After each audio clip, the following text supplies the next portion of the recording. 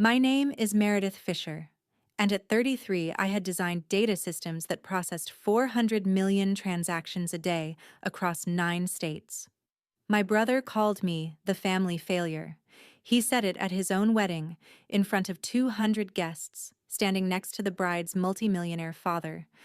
My parents backed him up. My mother added her favorite line, the one she'd been polishing for years.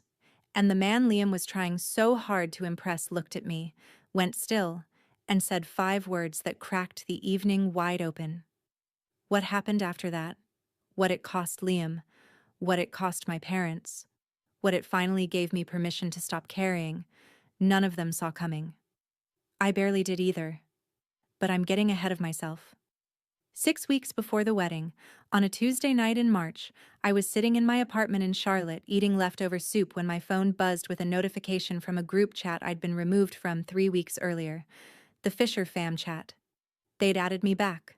Not to catch up. Not to apologize. The message from my brother read, "Are you coming or not? Don't make it weird." I hadn't been in the Fisher fam chat since early February.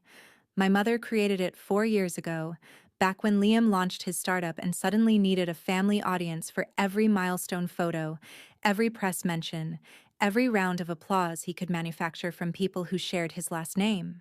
The chat had 312 unread messages when I was removed. I only noticed because the notification badge disappeared. Nobody told me. Nobody had to. I scrolled through Liam's message now. Below it, my mother had typed, "Meredith, please just confirm. Sienna's family is very particular about headcounts. Sienna Calloway, Liam's fiancée, daughter of Gerald Calloway, the venture capital investor whose fund had reportedly backed 14 companies in the last 3 years, all of them in data infrastructure. I knew the name because everyone in my industry did. Callaway Ventures was one of the firms that licensed infrastructure built on systems I had helped architect at Halcyon. I didn't think about that connection then. I was too busy reading the next message. From my father. Roger Fisher, a man who communicated almost exclusively through silence, had typed a single line. "It would mean a lot, Mur." That was the most my father had said to me in a text in 2 years. I put the phone down, picked up my soup. The broth had gone cold. Here is what you need to understand about the Fisher family. We had one success story, and it wasn't me. It was Liam. Liam, who dropped out of a business program to launch Viridia, a data intelligence startup that had raised $11 million and landed on 3 companies to watch lists before his 30th birthday. And me? I was the daughter who built things nobody in my family could see. The last time I went home for dinner was in January. My mother had invited the Pattersons from next door. Nice people, retired, the kind who ask polite questions and actually listen to the answers. Mrs. Patterson asked what I did for work. Before I could open my mouth, my mother waved her hand like she was swatting a fly. "Oh, Meredith does computer things, databases or something." She turned to Mrs. Patterson with a smile that had been rehearsed in front of a bathroom mirror. "We don't brag about her." She said it lightly, the way you'd say you don't keep dessert in the house. A fact of life. A household policy. Mrs. Patterson looked uncomfortable. My father studied his pot roast. Liam, who had driven up from Raleigh for the weekend in a leased Audi, leaned back in his chair and grinned. The rest of the dinner was about Viridia. My mother recited Liam's accomplishments the way a docent walks you through a museum. The angel round, the partnerships, the office space in the research triangle. She left out the part where my parents had pulled $140,000 from their retirement savings to fund his Series A shortfall. I knew about it because my father had mentioned it once, in a phone call so quiet I thought the line had dropped. "We believe in him, Mur," he'd said. "Your mother and I. We put in what we had." $140,000. 31 years of a middle school principal's pension contributions and a dental hygienist's overtime pay, converted into equity in a company my brother ran and my mother narrated. I didn't argue.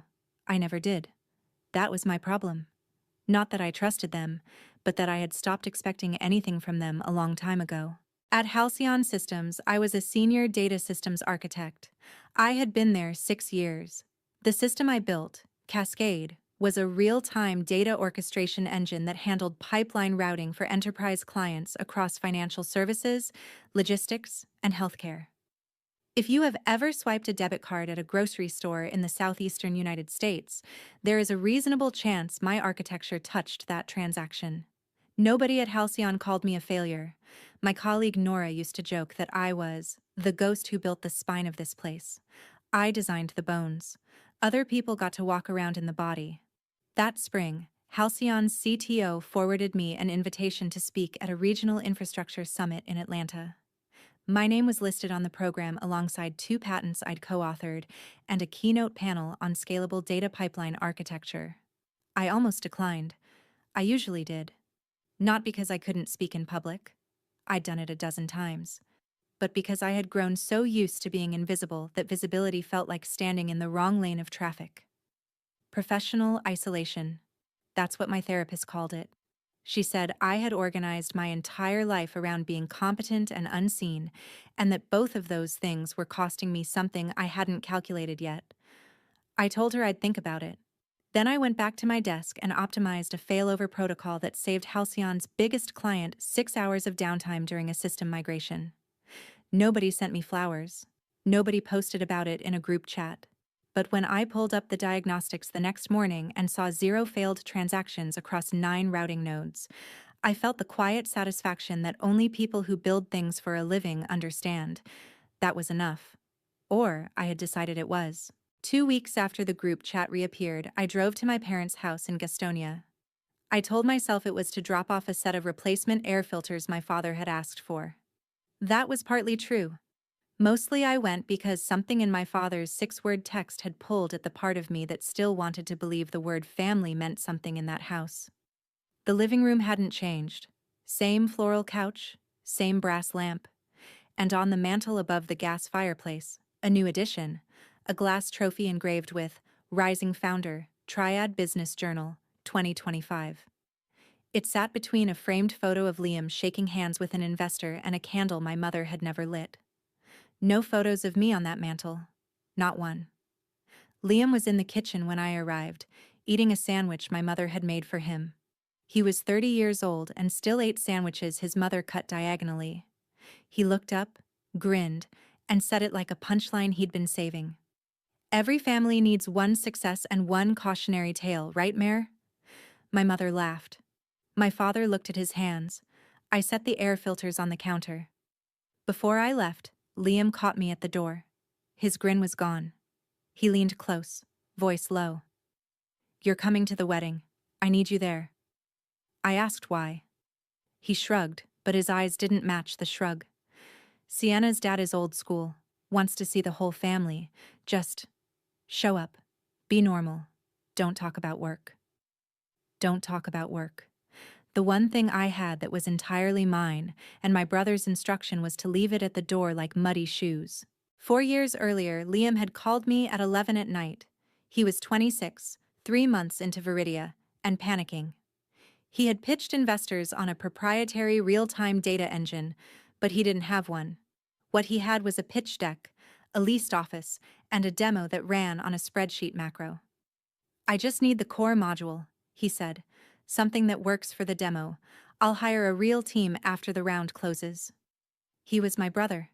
My mother had called me twice that week to tell me Liam was under pressure. My father had sent a rare text. "He could use your help, Mur." So I helped. I spent 3 weeks building a functional prototype, a stripped-down data routing engine inspired by the design principles I used at Halcyon, but written from scratch on my personal laptop, on weekends and after midnight, entirely outside the scope of my employment agreement. I used my own methodology, my own naming conventions, my own logic patterns. I wrote clean, documented, modular code because that's the only kind I know how to write. We signed a consulting agreement. Liam promised a $10,000 fee and a co-architect credit on the technical documentation. He paid me $1,500. The credit never appeared. What did appear 14 months later was Viridia's public-facing product page describing their proprietary engine, a system I recognized the way you recognize your own handwriting. Same architecture, Same module structure, same variable names in the API documentation. Liam had built Viridia on the bones I gave him. He renamed the modules, changed the color scheme on the dashboard, and called it innovation. I said nothing. My mother would have called me jealous. My father would have gone quiet. And Liam would have looked at me with that grin and said something about how family helps family. So I closed the tab, filed the consulting agreement in a blue folder, and went back to building things that worked. The blue folder lived in the bottom drawer of my desk at home, under a stack of old tax returns and a user manual for a router I no longer owned. It was a standard manila folder I had covered with blue packing tape 3 years ago because the original flap had torn and I didn't want the pages falling out. Inside, a printed copy of the consulting agreement with Liam's signature and mine, dated 4 years back. A PDF printout of the original commit log showing 47 commits over 21 days, all authored by M. Fisher.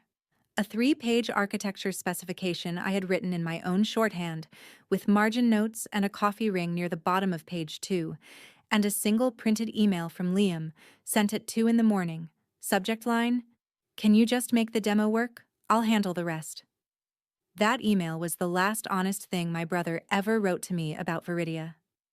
I didn't keep the folder as evidence. I didn't keep it to build a case. I kept it because I keep records of my own work. Always have.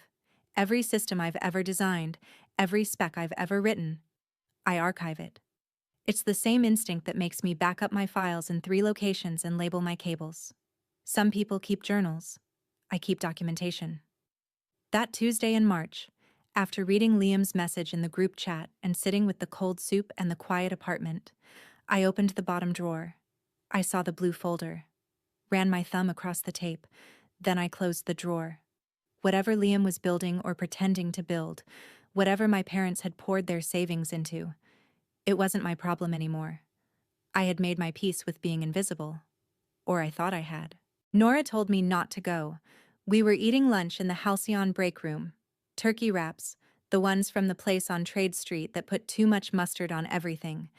And I told her about the wedding. She set down her wrap and looked at me the way she did when a junior engineer was about to push bad code to production. "Why would you go? They treat you like furniture." I couldn't argue with that, but something had shifted in me since January. Maybe it was the therapy. Maybe it was the summit invitation still sitting unanswered in my inbox. Maybe it was just the plain arithmetic of turning 33 and realizing I had spent a decade making myself smaller so the people around me wouldn't have to feel short. "I'm not going to perform small so everyone else feels tall," I told her. Nora raised her eyebrows. "That's a bumper sticker." "It's also true." I called my mother that afternoon and confirmed I'd attend. She sounded relieved. Not for me, but for the head count. "Good. Sienna's family is very organized. Don't bring anyone. Don't wear anything attention-getting. And maybe don't mention Halcyon. Liam gets sensitive when people compare." Compare. As if my career and his existed on the same axis. As if building real infrastructure and building a pitch deck were 2 versions of the same sport. I hung up and sat at my desk for a long time, staring at the blinking cursor on a config file I'd been editing. I almost didn't go. If you've ever talked yourself into shrinking just to keep the peace, you already know that feeling in your chest. Stay with me, because the moment I walked into that ballroom, everything I'd swallowed for years finally had somewhere to land. Hit subscribe so you don't miss how it turned.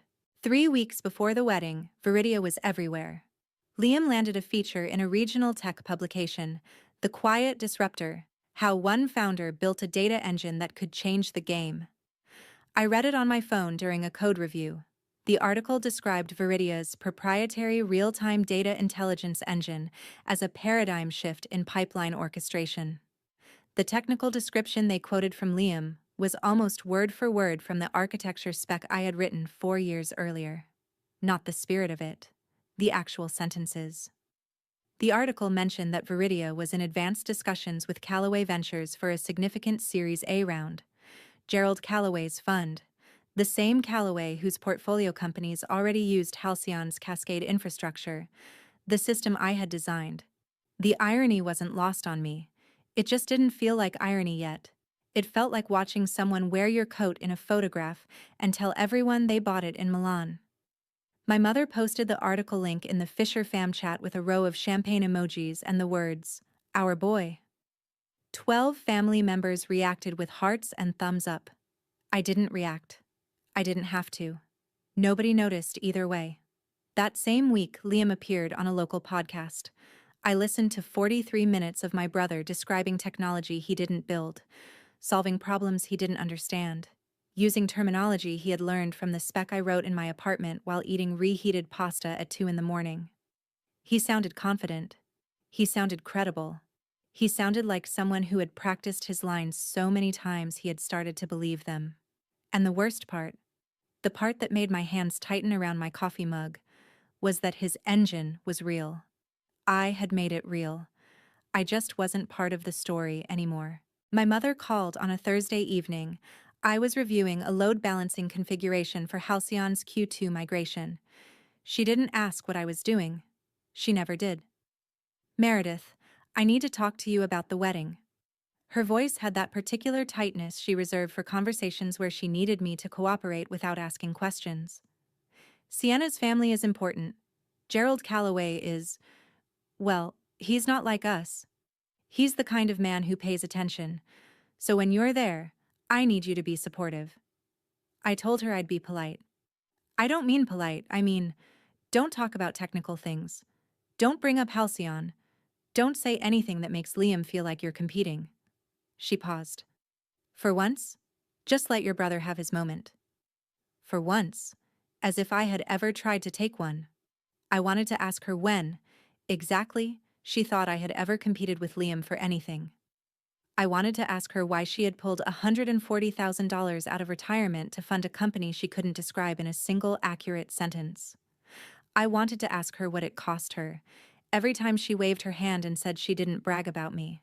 But I didn't, because I already knew the answer. My mother had grown up in a family where nobody made it. Her father drove a delivery truck. Her mother cleaned offices. Nobody went to college. Nobody built anything. Diane Fisher had spent her whole life terrified of being ordinary, and she had chosen Liam as her proof that she wasn't. If she admitted I was the one who built something real, she'd have to admit she'd been investing in the wrong person for 30 years. That was a debt she couldn't afford to acknowledge. So she covered it with the only currency she had: my silence. 10 days before the wedding, the Fisher fam chat lit up again. This time it wasn't logistics. It was Liam, typing fast, asking if I could take a quick look at some technical documentation before a meeting. He didn't say what meeting. He didn't say with whom. He said, "It's just a review. Like an hour max. Family favor." I recognized the pattern. It was the same cadence as 4 years ago. The same, just a quick thing that turned into 3 weeks of building his company's spine. I scrolled up through the chat history they'd kept me out of. Planning messages, venue photos, seating charts I wasn't consulted on. And buried between a caterer's menu link and Sienna's note about floral arrangements, a message from Liam to my mother. "Don't worry, she won't understand what's happening anyway. She just builds back-end stuff. She just builds back-end stuff." The code that ran his entire company was back-end stuff. I typed a reply to his review request. "Send me the documents."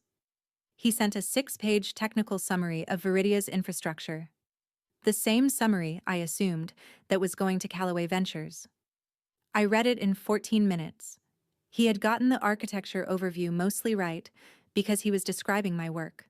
But the scalability projections were fabricated. The throughput numbers were inflated by a factor of 3. And the section labeled Proprietary Innovation described a load distribution algorithm that I had published in a Halcyon white paper 2 years earlier. Liam hadn't just borrowed my code, he had built an entire narrative around it. A narrative where he was the genius and the engine was his invention. And now he needed me to proofread the lie before he handed it to his fiancé's father.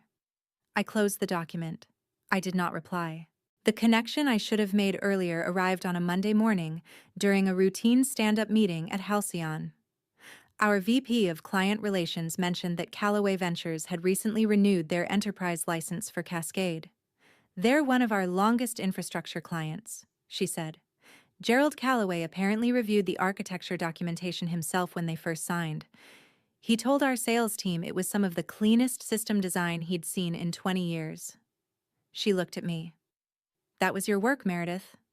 I nodded, took a sip of coffee, didn't say anything, but a small cold wire connected 2 points in my head that I had been keeping separate.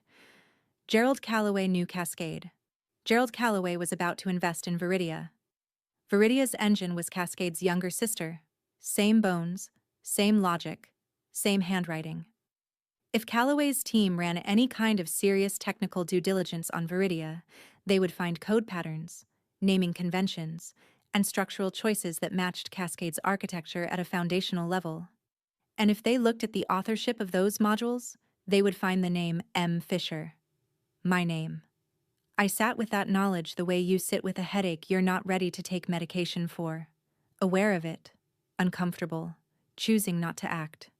It wasn't my job to police my brother's company. It wasn't my responsibility to call his investors and tell them the engine they were evaluating was built by someone who was never credited, never paid, and never mentioned in any of Viridia's filings.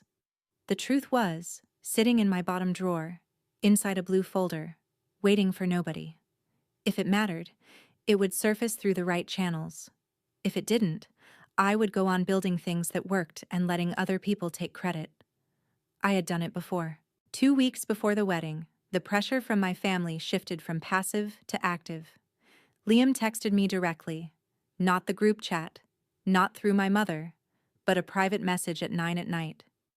Be there by 4. Sit where they tell you. Don't be late and don't overdress. Sienna's family notices everything. I read the message twice. My brother was managing me like a variable in a system he didn't understand. I almost laughed. Then my father called. It was the second time he'd called me voluntarily in over a year. His voice was careful, the way it got when he was trying to say something important without actually saying it. Meredith, your mother and I, we've got a lot riding on this. The wedding, the business, all of it. He paused. I just need this to work out for him. We put everything in. Everything. He meant the $140,000. He meant the retirement account that now depended on Liam's startup being worth what Liam said it was worth. He meant the bet he and my mother had placed on their golden child. A bet they couldn't unwind without admitting they'd been wrong about everything for a decade. I felt something I hadn't expected. Not anger, not resentment. A dull, heavy sadness, like holding a box that was too full to close. My parents were scared. They were 60 and 62 years old, and they had traded their security for a company built on borrowed architecture and inflated numbers. They didn't know that. They couldn't know that. Because the only person who understood what Viridia actually was, what it was built on, where its code came from, what its real capabilities were, was the daughter they didn't brag about. The message arrived on a Wednesday morning. It came through LinkedIn. A connection request followed by a note from someone named Devin Pratt, Senior Technical Analyst at Calloway Ventures. The note was professional, neutral, and specific. Ms. Fisher, our firm is conducting a technical assessment of a portfolio candidate in the data infrastructure space. During our code review, we identified architectural patterns and module structures that closely align with published documentation attributed to your work on Cascade at Halcyon Systems. We would appreciate the opportunity to discuss provenance and authorship of certain foundational components. This is a standard part of our due diligence process. Could you make yourself available for a brief call this week? I read it 3 times. My heart rate stayed steady. Years of reading diagnostics under pressure had given me that, but my hands moved before my thoughts caught up. I opened the bottom drawer, pulled out the blue folder, laid it flat on my desk and opened it for the first time in over a year. The consulting agreement. Liam's signature, slanted and hurried. My signature, neat. Dated 4 years ago. The commit log. 47 entries in 21 days. Everyone authored by Mr. Fisher. The architecture spec, 3 pages. My handwriting in the margins. The coffee ring still dark near the bottom of page 2. And Liam's email. Can you just make the demo work? Everything was there. It had always been there. The folder wasn't a weapon. It was a record. The same kind of record I kept for every system I'd ever built. Timestamps, authorship, version history. The difference was that this particular record now sat at the exact intersection of my brother's ambition and his investor's due diligence. I hadn't put it there. The truth had just walked itself into the room. I closed the folder. I did not reply to Devin Pratt that day. I spent 2 days thinking about that LinkedIn message, not because the answer was complicated. The answer was simple. Yes, I wrote the code. Here are the records. The hard part was the math around it. If I confirmed authorship to Callaway's analyst, the due diligence report would flag Viridia's IP provenance as unresolved. An unresolved IP flag in a Series A round wasn't a speed bump, it was a wall. The investment would stall, maybe collapse. Liam's company, the one my parents had staked their retirement on, the one my mother recited like scripture, the one my brother had built his entire identity around, would face the kind of scrutiny that, fake it till you make it, doesn't survive. And everyone would blame me. My mother would say I did it out of jealousy. My father would go silent in a way that felt worse than shouting. Liam would tell anyone who listened that his sister sabotaged him because she couldn't handle his success. I sat at my desk for a long time, looking at the cursor on my screen. Then I opened a text editor and typed a sentence I didn't send to anyone.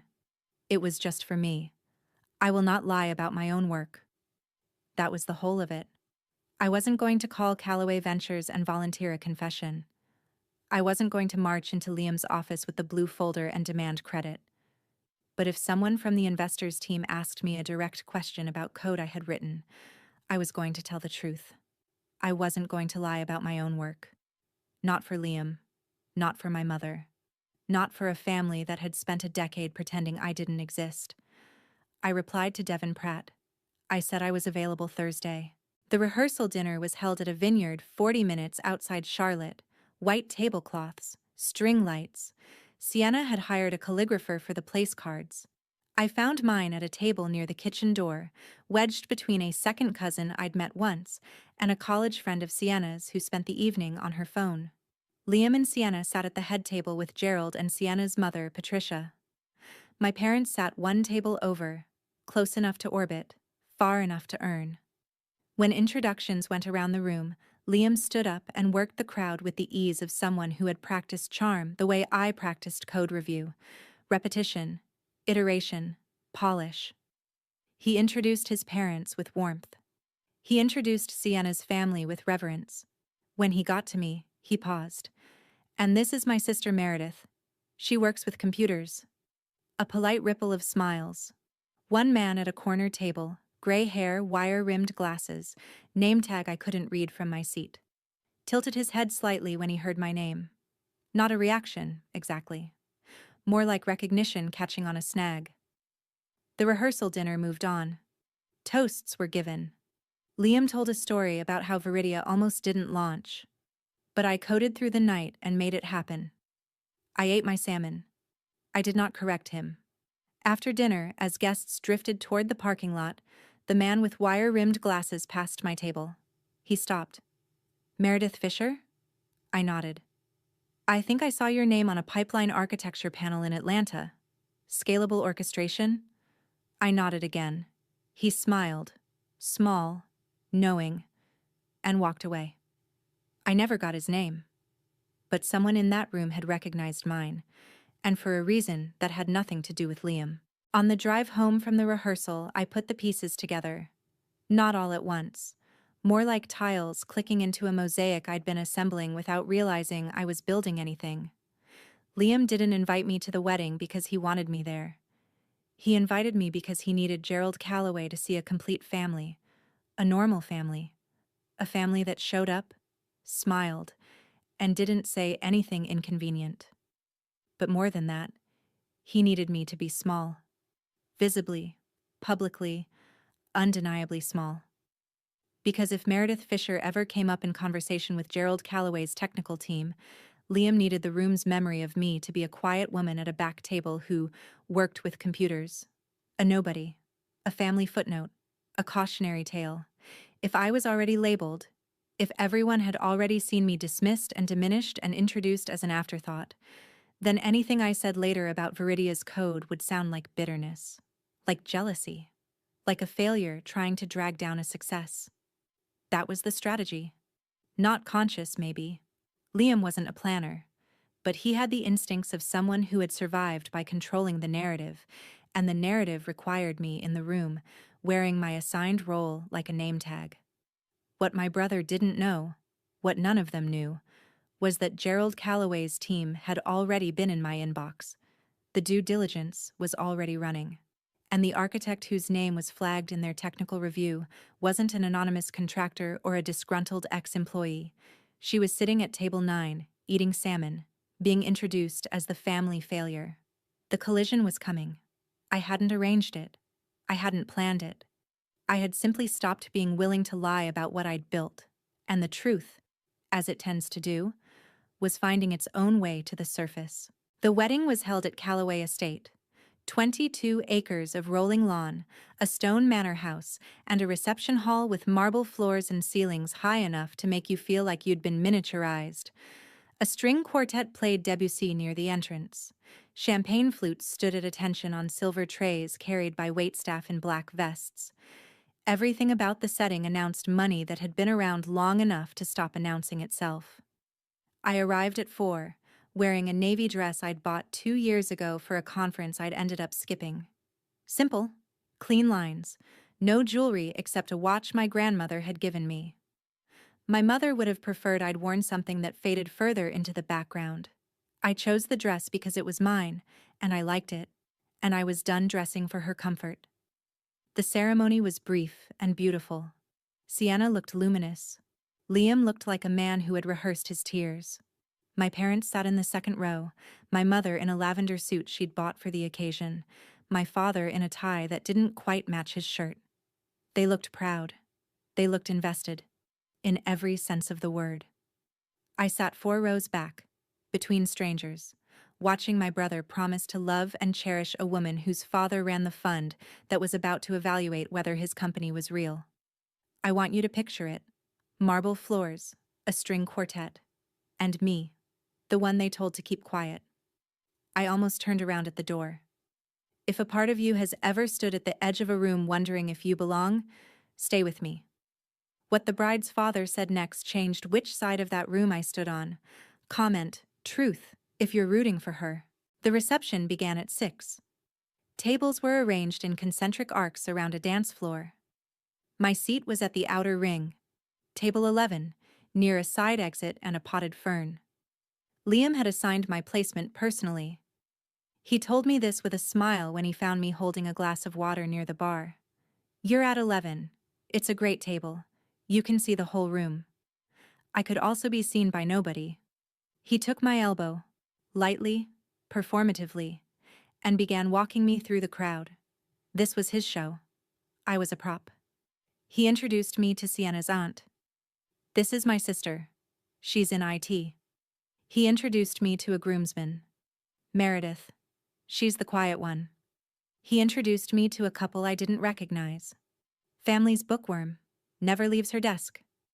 Each introduction was a small, precise cut, friendly enough to pass for humor, sharp enough to draw blood. My parents trailed behind us. My mother smiled and nodded. My father looked at his shoes.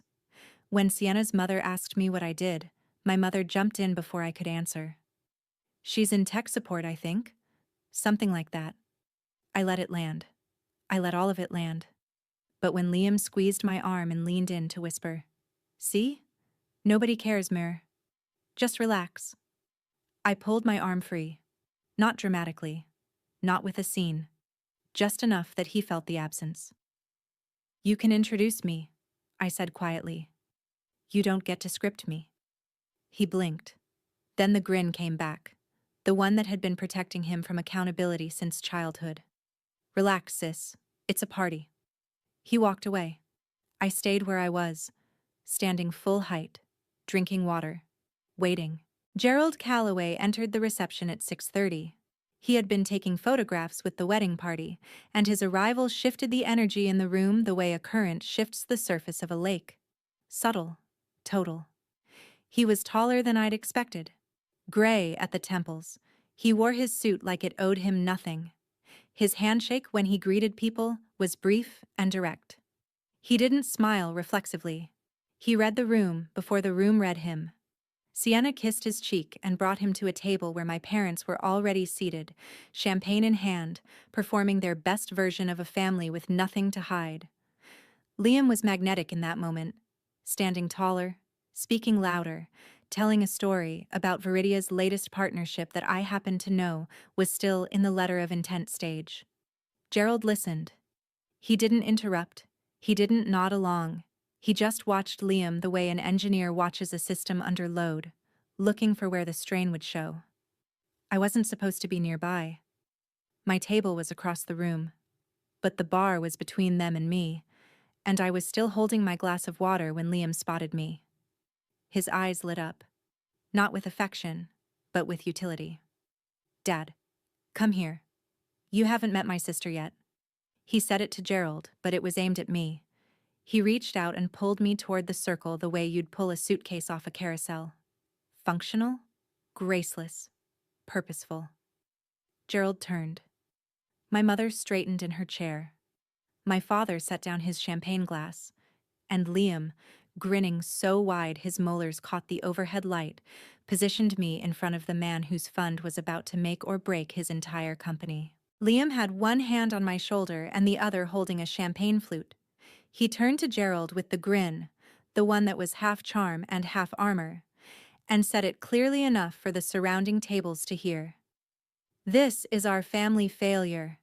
He laughed, the kind of laugh designed to give other people permission to laugh too. A few guests obliged.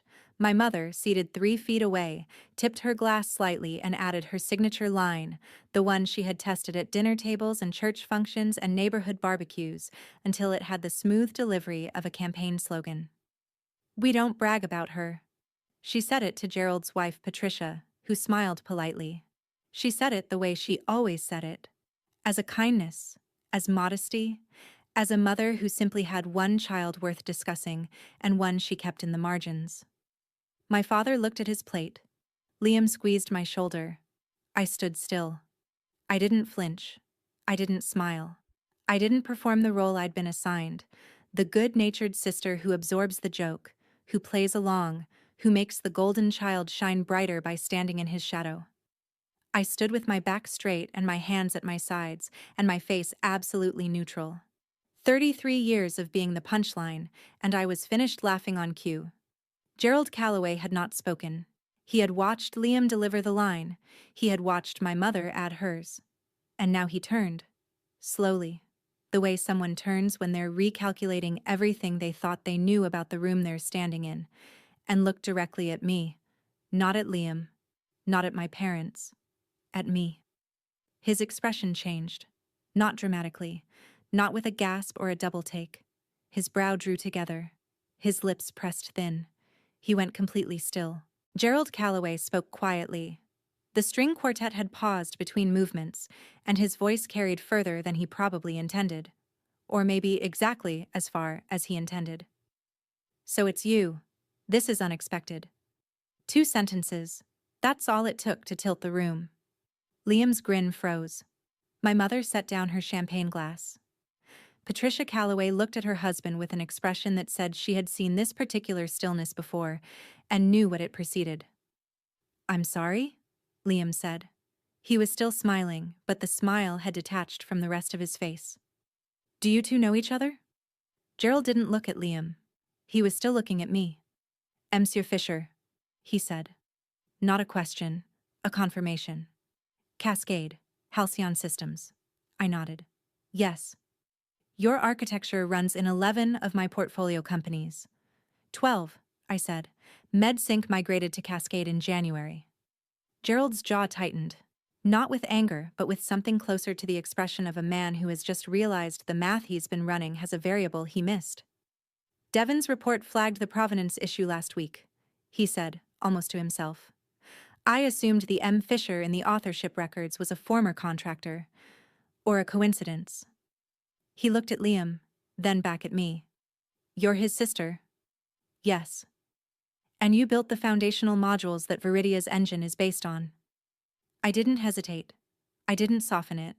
I didn't dress it up or qualify it or add caveats to protect anyone's feelings.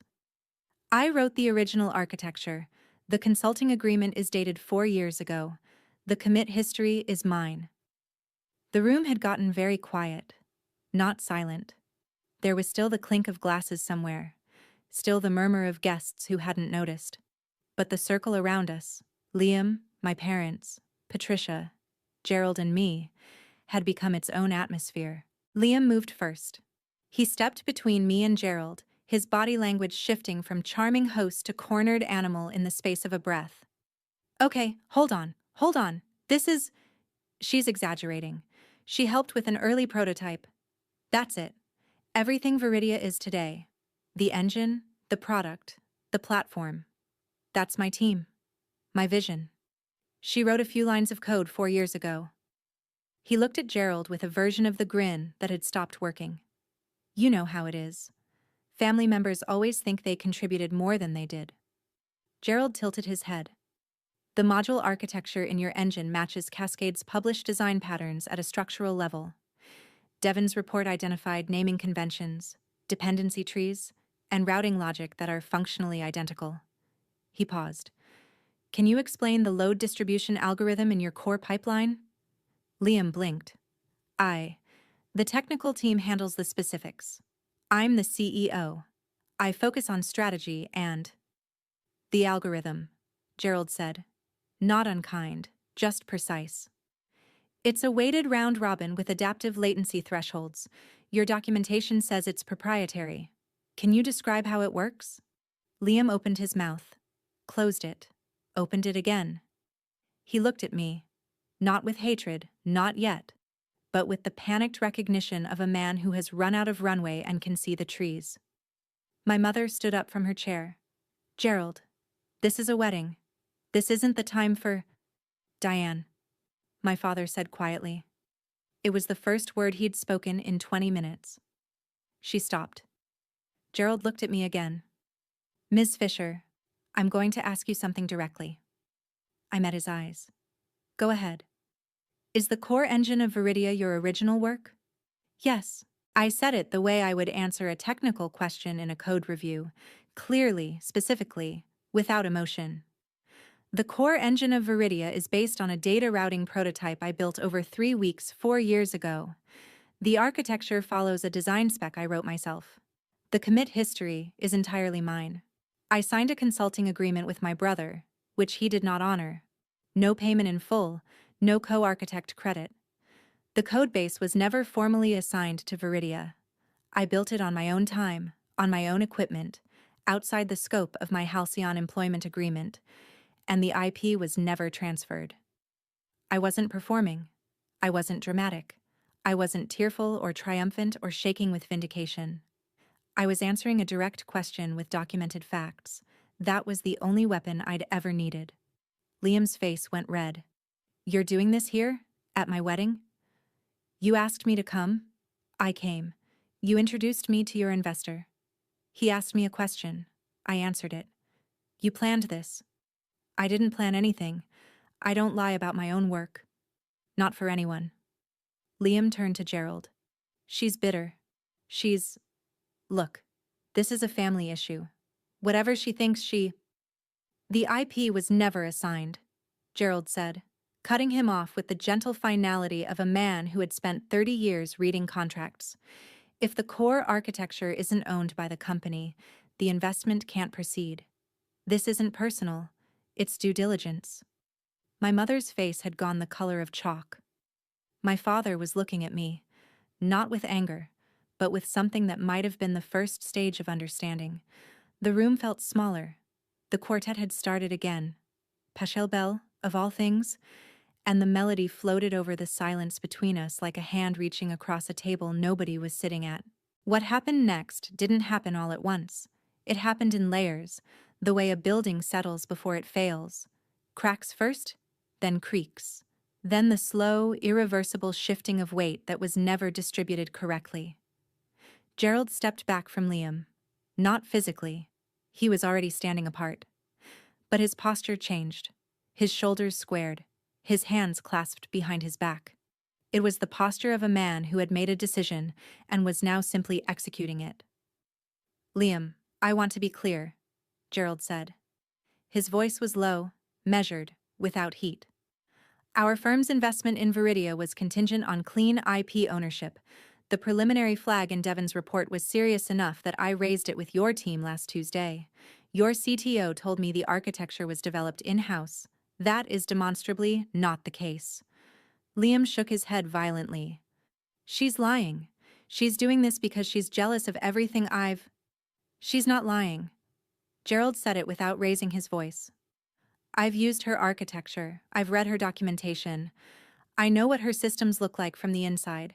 Your engine is her work."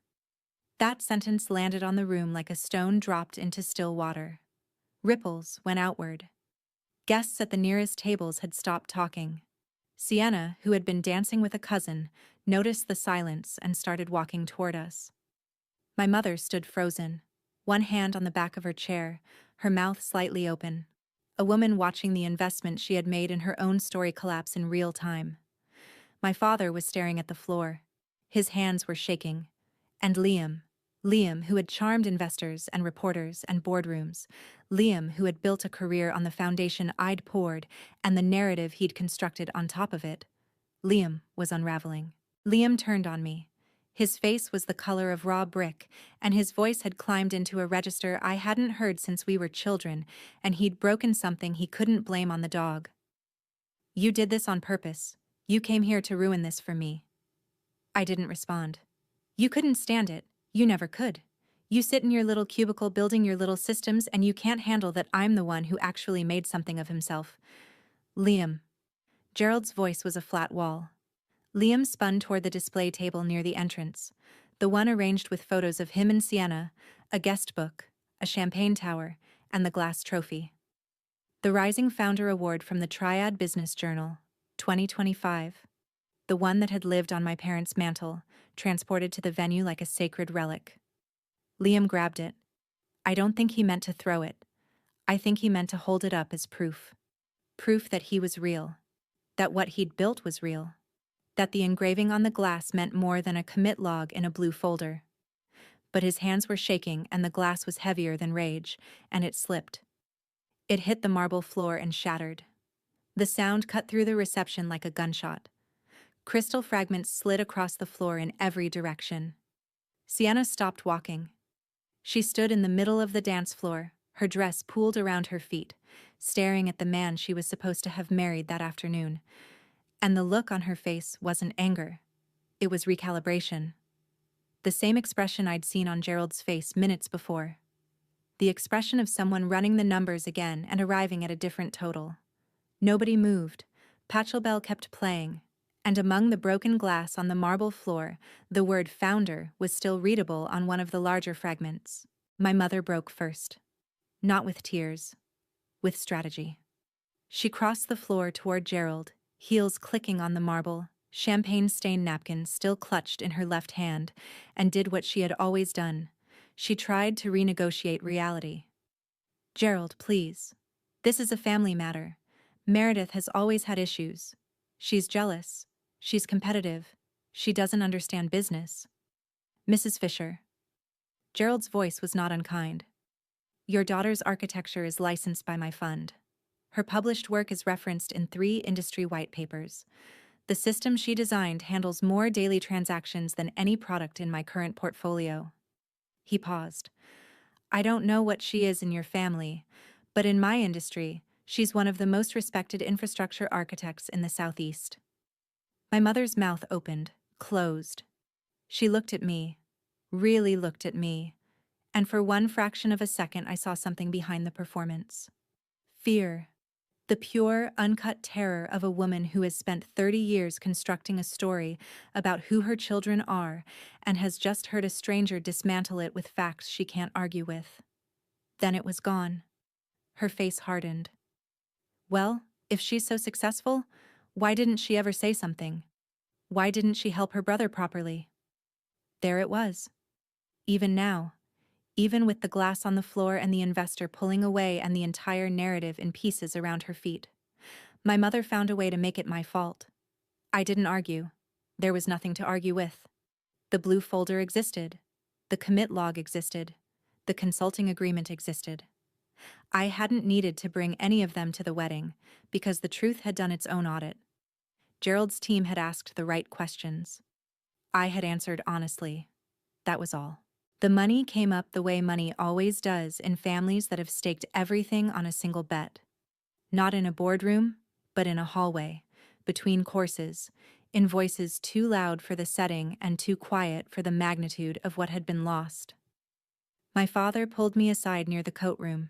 His tie was loosened. His eyes were wet. The retirement, Mur. We put in 140,000. Your mother and I. We believed him. I nodded. I know. Is it gone? I don't know, Dad. That depends on what Viridia has left without the Callaway round. He leaned against the wall. He looked old. Older than 62. Older than a man should look at his son's wedding. And for a moment, I felt the weight of something I hadn't expected. Grief. Not for what Liam had done to me, for what my parents had done to themselves. My mother appeared at the end of the hallway. She walked toward us with the particular urgency of a woman who has just lost control of a situation and is looking for someone to contain. Meredith, you need to fix this. I didn't break it, Mom. You didn't have to come here and... You told me to come. Liam told me to come.